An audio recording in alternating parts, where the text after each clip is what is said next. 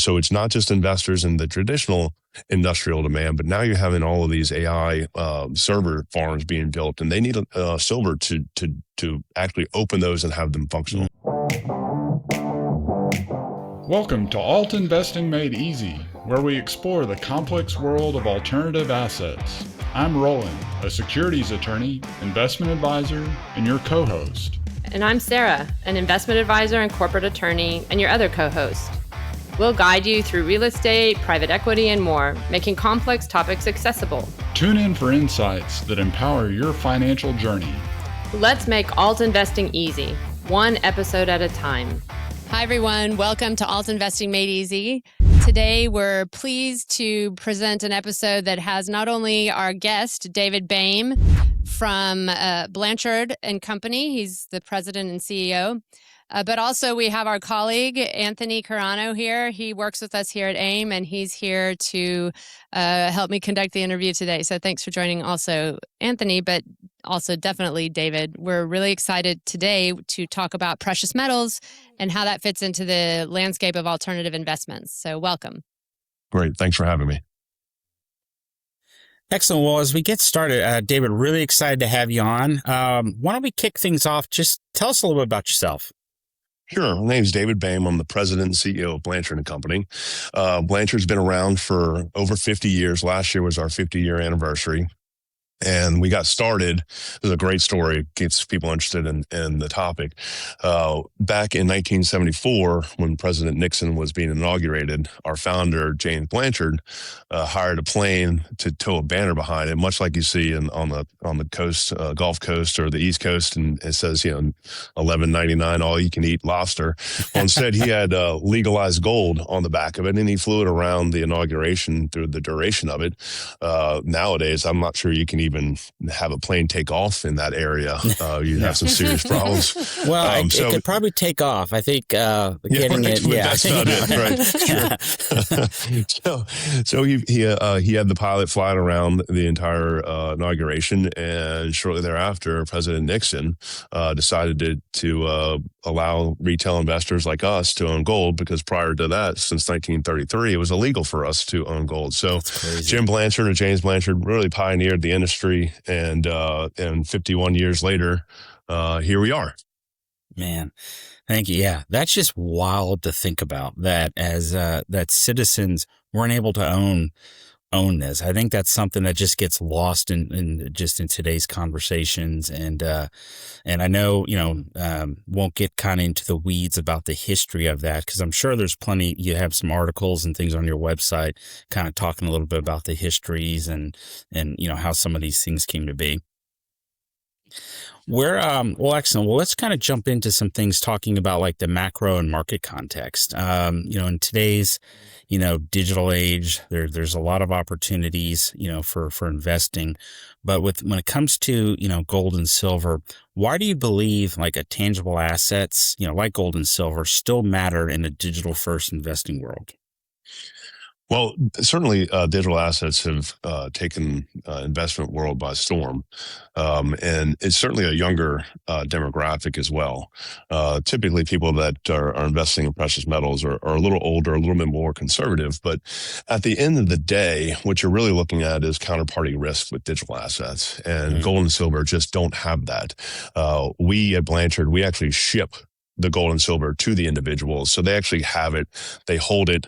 I mean, kind of use the analogy of like Uncle Scrooge, like they actually open the box and there's the gold. So you don't have to worry about counterparty risk. You don't have to worry about a promise. You don't have to worry about a platform. You don't have to worry about the power going out. So while it's not necessarily just old fashioned, it's just functional. That's what precious metals and tangible assets are. They've been around for over 3,000 years, and they'll be around for the next 3,000. And so it's just a staple in somebody's insurance. I mean, in their portfolio that offers a warm blanket of insurance. Now, I want to piggyback a little bit because there's a really a key word I think I want folks to understand is you said when they actually hold it, right? There's not with the counterparty risk. Now I know there's because you have like there's gold and silver ETFs and there's still like the digital. They try to digitize opportunity like investment opportunities off the precious. Can you talk about why it's important about when you hold it and not having that counterparty risk?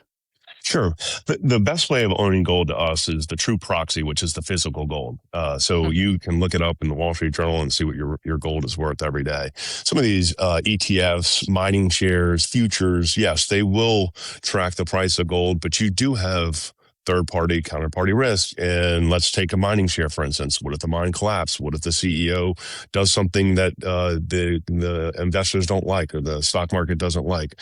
ETFs, there are costs associated with that. When you own physical gold, the costs are insurance and storage. With ETFs, you've got to pay the C levels, you got to pay to market it, you got to pay an accounting staff. So there's certain other aspects of the gold market where you can get into it. It's been great. We love ETFs because it creates a lot of demand for the product to get in and out of the products, but our investors aren't looking to get in and out. Our investors just want a long-term hold, maybe to pass down to another generation. And the way to do that best is really holding the physical gold in your hands. So let me ask you this. How should investors interpret gold's behavior during like both inflationary and deflationary cycles? So you've always heard that gold is an inflationary hedge, and it is, and it brings confidence as well. When you have deflationary times, that means things aren't going that well, which means that you look at gold again as a safe haven asset. So gold's one of the few assets that actually performs pretty well during both inflationary periods and deflationary periods. Again, it just offers that protection, and we've all been told that it's an inflationary hedge, and we don't really think about it from a deflationary side, but it performs just as well during those cycles as well. What signals would you say you watch to determine when gold is undervalued or overbought? I think one thing you can look at is you can look at real interest rates, which we look at. You can look at what's going on with the central banks and just overall investor sentiment. What are they worried about right now? And you really can take your pick on what you need to be worried about. But if you have aggressive central bank buying out there, which you do, I mean, we have the highest amount of central bank buying than we've had in a long time. And so when that money floods into the marketplace and grabs all the physical gold that you can, that's a signal to buy. But really right now, what you're looking for is what's the future look like? And we don't have the crystal ball. We don't see, but we do see what's on the horizon. And we realize that, gold's up in terms of value, but where does it actually, what's the runway? And it's got a long way to go, I think, with everything going on in the world right now. What about, I'm going to ask the same question, but just swap out one word, right? Okay.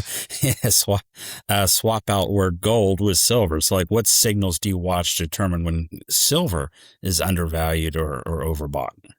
So silver is a little bit different than gold because it has the industrial aspect to it. So when the overall global economy does well because of everything that's going on with that, silver does perform well. But one thing you have to look at silver right now is let's see what's going on in the United States. AI farms, they're being built all over the place, and all of them need silver. So that's a new demand that we haven't had from silver. So it's not just investors in the traditional industrial demand, but now you're having all of these AI server farms being built, and they need silver to actually open those and have them functional. And that's only going to compound. I think, what is it? Correct me here, David, but I think it's we've had 5 or 6 straight years of inventory shortages on the industrial side for silver that I think is really affecting, price. Yeah, I mean, silver was range bound for a long time, and we got to 100 and we backed off a little bit, but I don't think that a lot of people realize how much demand is truly out there from the industrial side of things, not just the the investor side of things. And that's where you see the demand going. And really the sky's the limit. I mean, if we're going into the AI age and all these major tech companies are investing what they're investing in AI, that's a floor for silver for sure. But it probably likely is going to be a nice jolt of demand with a limited supply.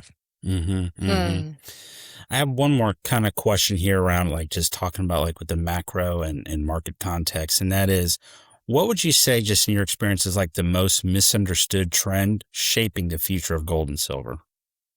I think you have to look at what's going to happen in the United States. It's misunderstood about just gold in general. We have such a small percentage of our population that own gold, whereas the Asians and the Europeans, that's a staple to them. So if investors in the United States realize the value of gold in their portfolio, then now all of a sudden we have retail demand, we have strategic positioning that we haven't had before, and it's not just speculation. It's pure demand on somebody that understands what gold and silver can do for their portfolio. And if U.S. investors had a real understanding of the values of gold and silver in a portfolio, you're going to have a lot of demand. Which would be good for the gold price. Absolutely. If you already have silver gold. as well. Right. But it's a backstop. Yeah. Well, too, just a comment on that about the backstop. I know, is one of the things that really kind of turned the lights on for me in my journey was not so much getting preoccupied with looking at price, right? Because price is relative, right? I mean, just price of anything, right? But really understanding, and I like the word you use about hitting on like with the value, and that there was a formula that was just talked about, just to really understand like a good value of something is divide, that price of X over that price of Y. So for example, right, divide, what's the Dow, right? The Dow, divided by, the price of gold to get that Dow gold ratio, or do the same thing of like, gold to oil or whatever asset class, the price of X asset divided by the price of Y asset, and understand and see those, both the historical like trends and then, with what that current number is to really get a good sense of what is the real value of something. So I don't know. That was something that really impacted me. Do you find do you get into those type of conversations with folks? We don't. I mean, we can certainly talk to them about the technical side of gold, but most of our investors come in because they realize they need protection, and they're not necessarily worried about where the price is right now or where it's going to be tomorrow. It's a long-term, like I mentioned, it's a long-term asset to hold. And yeah, we can even talk about the gold and silver ratio. But yeah, all those ratios that you mentioned, I think can play an important role in determining the value. But most of our clients aren't really looking for what is their true value of gold right now. They want to know what the value of gold is going to be in 6 years or 10 years or 15 years. And it's going to be hard for anybody to convince me that what we have going on in the world right now, that gold's not going to be higher in 10 or 15 years. That's right. It's interesting because we can't give official investment advice here, obviously, regardless of whether we're investment advisors or not. But in this, for the sake of education, what would you just say generally for investors? How should they think about including some gold in a diversified portfolio? So I think that the main thing is to look at gold and silver as not something that's going to outperform the stock markets or the bond markets. What you're really looking for is an asset that will protect it. And those assets are correlated. And yeah, you can say, well, I'm diversified. I have beverage stocks, and then I have lumber stocks, and I have restaurant stocks. But in reality, they are correlated to some degree. So by diversifying outside of the stock and bond market and into the precious metals market, you actually are providing yourself with a traditional asset that performs when other assets are under pressure, and they offer you that insurance policy that don't necessarily correlate with the stock market and the bond market. And you can kind of take back in 2008, gold acted exactly how it was supposed to. So it was $900. The financial crisis hit, liquidity crisis. People liquidated gold. They raised cash. Gold went down to 700, and then performed exactly how it should when people were uncertain. It rose and rose, and that's exactly what the precious metals grouping of assets does. It provides protection and insurance and liquidity. So, just as an aside, it's interesting because I've spent a lot of my life in Asia or adjacent to Asia, and I think it's such a part of the cultures there that gold has value, and gold is part of your gold may be your future retirement plan, actually, and that's built into culture from the time you get married or the time you're born, really, and people start giving you gold. And so, just as as a bit of an aside, I really think that you're so spot on and relevant to making sure that the message gets out to everybody here in the United States about the value of gold in your asset, in your portfolio.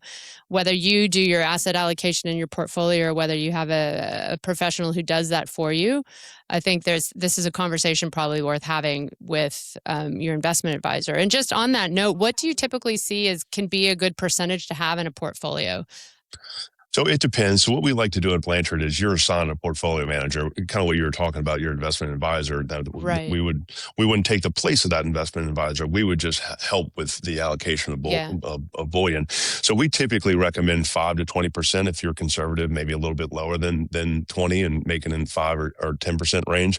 But really what you want to just have, we would never recommend people liquidate their entire investment portfolio and buy gold and silver. That's just not smart. We preach diversification, and that's what we do. So we're looking for an individual to look at between 5 and 20% of the precious metals complex, and that provides that insurance policy that I keep referring to. Yeah, exactly.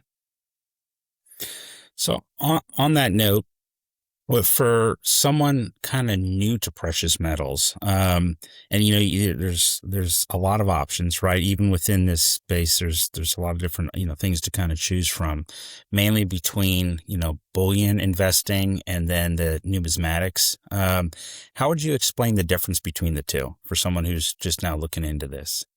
So bullion is exactly what we've been talking about. It's gold and silver, and it directly moves with the spot price of gold and silver. Numismatics are what we call rare coins, and I'll refer back to that story I was talking about, the plane over the inauguration. Well, prior to 1933, you could own gold, and so all these numismatics, all these rare coins are pre-1933. So yes, they do have gold content in them. But really what makes them valuable is the history about them, the quality about them, the scarcity of them. And so those are how you would diversify within the gold and silver space. So a lot of our investors come in and buy, a 1 ounce gold American Eagle or Silver Eagle or 10 ounce gold bar, something that they can understand right out of the gate. And then we explain the benefits of diversifying within our own asset complex. And that's when we start discussing rare coins and how they can add value to portfolios. Mm-hmm. Well, then even within, maybe if we could kind of lean towards talking about like with bullion, right? Between you've got like the coins, the things that are produced by the mints, you've got the bars, and then you've got the rounds. Maybe can you like briefly like touch on what the difference is between each one of those, and why without maybe why there's one would look at one over the other? Sure. So you're right. So each mint around the world produces their own 1 ounce gold coin at least. There may be fractional gold pieces. There may be a little bit larger than 1 ounce. And then you have the bullion coins, the bullion bars, which are exactly what you think about. It's what you see in the movies, the 400 ounce bars, 100 ounce bars, the kilo bars. Yeah. And then you have the rounds, which are generally private mints that make their own 1 ounce coins. So they're stamped 1 ounce, so you know what you're getting. And they have a different unique design on them. But really for a brand new investor, we look to see, what are you trying to accomplish? And then we decide what asset you need to be in. So typically to start out, our investors are looking at a 1 ounce gold American Eagle, which is minted by the United States Mint, and they guarantee it for weight, content, and purity. When you get into the rounds and stuff like that, you really need to make sure that you're dealing with a reputable company, because you want to make sure that you're getting exactly what you think you're going to get. But if you buy something that's from the Mint, then you know what you're getting, and the United States Mint stands behind. Of course, we stand behind it as well. So I think what generally speaking, a 1 ounce gold coin is what you want to start with. But we also have fractional pieces. And just a quick side note, like our fighter pilots, whenever they're flying missions, they have fractional gold pieces that are tied in their flight suits in case something happens, and they have to eject them. They're in enemy territory and they've got to get back. Gold's a recognizable currency around the world. And if you need to get safe haven somewhere, then gold's the way to do it. So it's a very unique asset that it does provide us and your listeners with protection, but it's also used as a currency around the world. So we can't forget about that. But that's about it. Okay. Just on that note, I would say I have some 22 karat gold from my own wedding, and in Dubai, you can just go into most stores and sell it. You can immediately liquidate it.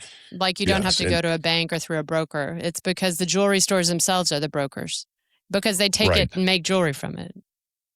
Right. And I'll just, as a side note, because you brought it up, just the confidence for your listeners, we do buy things back from our clients. So whatever the market is at that particular point when they're ready to sell, we're here to buy the coins back from them at that market price. Mm-hmm. And a lot of people in the industry, I won't say competition, but a lot of people in our industry don't do that. They're focused on selling the gold to the client, and then that's the end of the transaction. And because we assign you with the portfolio manager, and the lifetime value of the client is the relationship that we build with them, and they have the same person. We've got portfolio managers that have been here for 30 years, and they have the same clients assigned to them. So when you call us up, not only do you're talking to Blanchard, who's 50 plus years old, but you're going to talk to somebody that's very well versed in it. And like I was saying, we're going to be here to buy it back when you are ready to sell. And that's why you've been around for 50 plus years. Right. Yeah. Complete the circle. So, complete the circle. Yes. Makes sense though. Well, I'd like to, I mean, especially if you believe in the value proposition of gold, you probably don't mind buying it back. No, not at all, because we have somebody on the other end that's ready to buy it from us. Yeah. That's it. So if I may, Sarah, there's, you started talking a little bit about the, the questions that you would ask, potential customer. Maybe if you can elaborate a little bit more, and what's the recommended, if someone's new to this, looking at it, like a decision criteria for how they would approach investing in gold and silver? I think the most important thing is the reputation of the firm. We all watch TV. We all see, various personalities talking about gold and buying gold. We choose not to do that. What we want to do is we want to talk to the individual, figure out what their goals are, and recommend them. So, look at the firm's track record. Make sure that they're being transparent with you. Make sure they're willing to educate you, because a lot of people don't understand gold. And we take the time to figure out what goals are and then explain to them how we can accomplish those goals. And I think that that's a little bit different than most people in the industry, where there's websites out there that you can buy. You might even be able to buy it a little bit cheaper from Blanchard, but you're not going to get the service. You're not going to get the reputation. You're not going to get that confidence that I think you need when you're contemplating spending a good portion of, 5 or 10% of your portfolio, regardless of the dollar amount. That's still a lot of money. So you need to make sure that you're dealing with a reputable firm. Check references if needed. But most importantly, just if you get a bad feeling, don't do anything. Call us. Call Blanchard. We'll tell you. Look, we'll tell you if you're getting a better deal. The problem is it's an ounce of gold. How much better of a deal can you actually get? And you have to look at the longevity and who's going to be there to buy it back from you. So all those things are something that you really need to look for when you're ready to partner with somebody.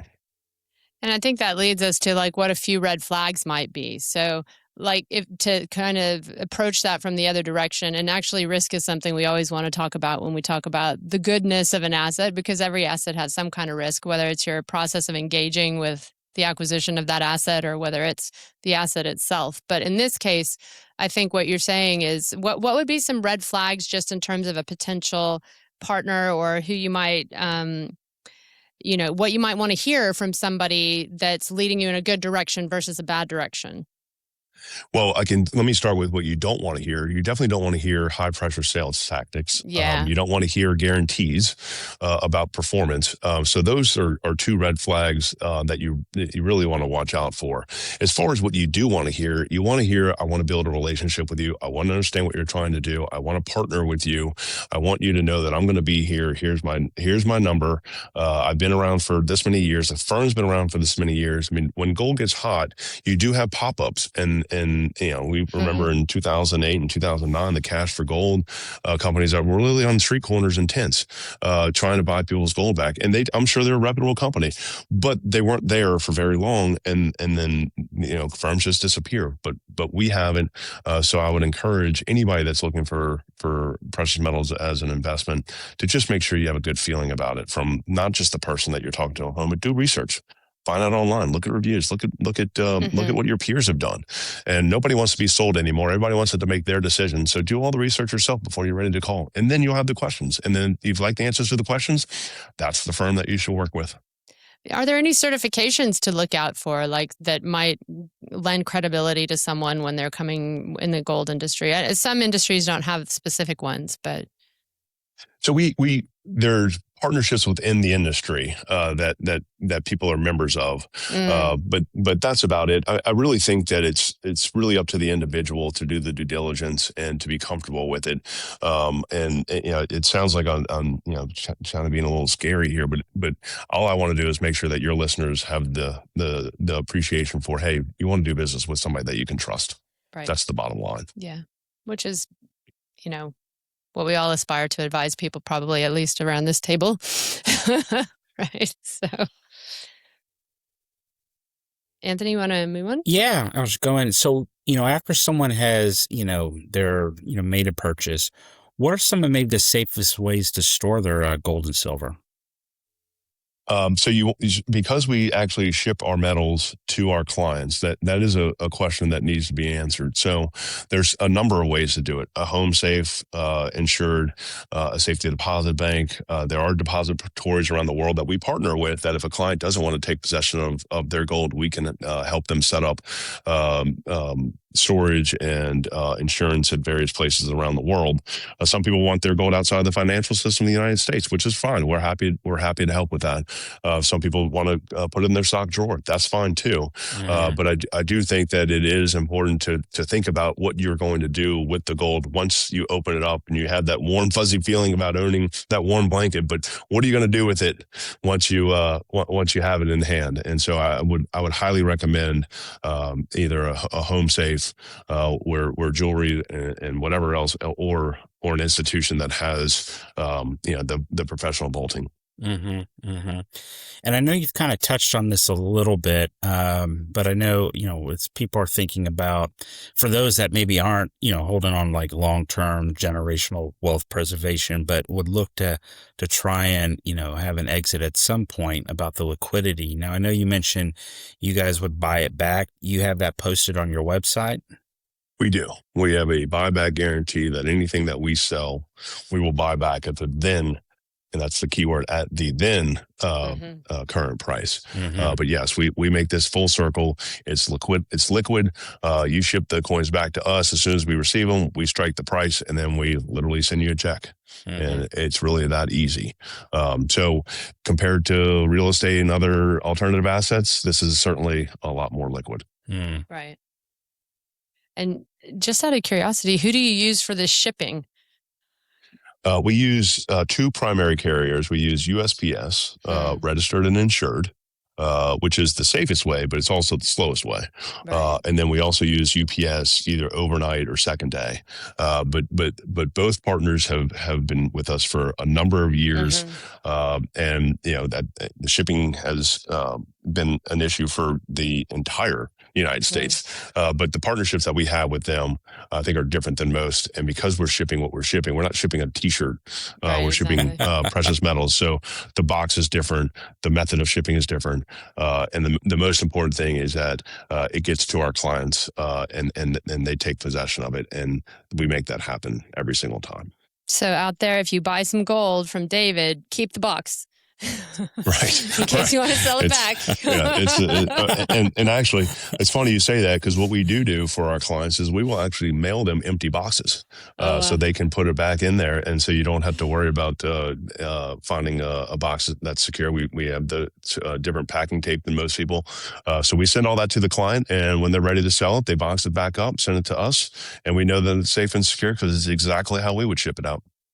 It's funny because sometimes I think these logistical details are actually what it takes for people to get comfortable, like how you can see it fit into your real life, right? Receiving gold, able to move it around, what to do exactly. So I think the comfort level is what a lot of people are uncomfortable with. So they really don't understand how it works. You take an economics course in college, the last day before the bell rings, they mention gold and silver, and then everybody runs out because you're talking about stocks and bonds forever. That's what you're supposed to do. You're supposed to reinvest dividends, and then by the time you get to retirement age, you're great. Well, that may have worked for a number of years, but it doesn't work anymore. And so we try to make it as easy and seamless as possible for investors to come in. We figure out what they want to do. They fund the account. We strike the price, we send them the gold, and we just reverse that when it's time for them to sell. So there's no mystique or mysteriousness about it. It's very easy, and the comfort level that your listeners should have is that it's you should be comfortable with it. We've been doing it for 51 years. We can help you figure out what your goals are, and we can get it to you safely. Mm-hmm. Yeah. So moving on, we've talked a little bit about this, and I think you've touched on it, but there are always behavioral and psychological drivers that go into people and their money and their assets and everything. And so in certain times, some people are making emotional decisions. It's not really investment decisions. It's not necessarily using a bunch of ratios or mathematical decisions. And especially there'll be a cultural influence too, which I think, if you're already from a culture that used to put all the money under the mattress and in gold and bills, then you're going to turn back to that when it's uncertain. So, it sounds like the interesting thing with gold is that there is all that emotional decision making when it's uncertain could actually potentially act in your benefit. Like maybe it's a rational reaction, and gold is the asset, one of the options of an asset to land in.